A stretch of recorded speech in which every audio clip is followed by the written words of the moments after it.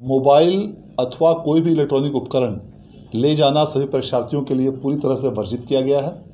और जो भी परीक्षार्थी यदि इस प्रकार के कोई भी उपकरण ले जाते हुए पाए जाते हैं तो उनका न सिर्फ वह उपकरण जब्त कर लिया जाएगा बल्कि उनको परीक्षा से निष्कासित करते हुए उनको परीक्षा से वंचित भी किया जाएगा और उनके विरुद्ध में प्राथमिकी भी दर्ज कराई जाएगी। परीक्षार्थियों के लिए यह ध्यान देना अत्यंत आवश्यक है कि परीक्षा केंद्रों पर प्रवेश की अनुमति परीक्षा प्रारंभ होने के 10 मिनट पूर्व तक ही मिलेगी,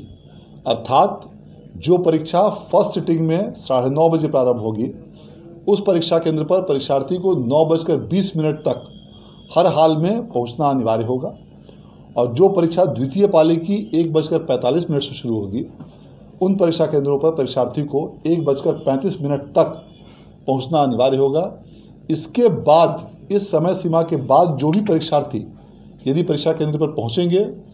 तो उन्हें परीक्षा में बैठने की अनुमति नहीं दी जाएगी।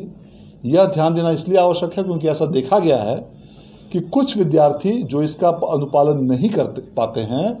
जो इस समय सीमा के बाद पहुंचते हैं, उनकी परीक्षा छूट जाती है और फिर उनका पूरा वर्ष या तो व्यर्थ हो जाता है या उनको वैकल्पिक माध्यमों से अन्य परीक्षा में कंपार्टमेंटल या विशेष परीक्षा या अन्य जो भी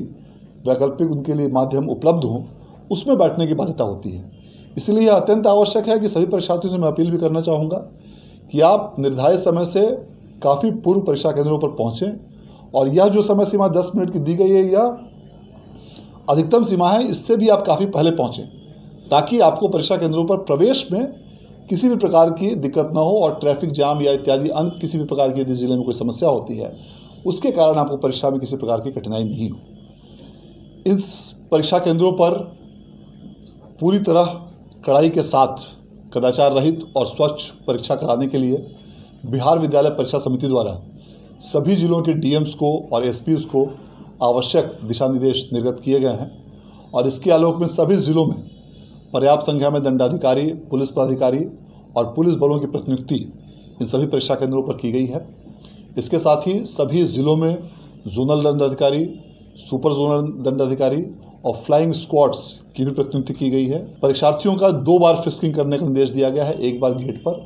और दूसरी बार जब परीक्षार्थी बैठ जाएंगे परीक्षा केंद्रों पर उस समय पुनः परीक्षार्थियों की दोबारा जांच कराई जाएगी और 25 परीक्षार्थियों पर एक वीक्षक की व्यवस्था की गई है और ये वीक्षक उन परीक्षार्थियों के सफल और कदाचार रहित परीक्षा संचालन के लिए पूरी तरह से जिम्मेवार होंगे और इस आशय का उन्हें घोषणा पत्र भी दिया जाना है। सभी परीक्षा केंद्रों पर संबंधित जिलों के संबंधित पदाधिकारियों द्वारा धारा 144 लागू कर दी गई है और इसके साथ साथ परीक्षा केंद्रों पर सीसीटीवी की भी व्यवस्था की गई है और प्रत्येक 500 परीक्षार्थियों पर वीडियो कैमरा की भी व्यवस्था की गई है और इसके अलावा परीक्षा केंद्रों के बाहरी भागों में भी वीडियोग्राफर की भी व्यवस्था की गई है।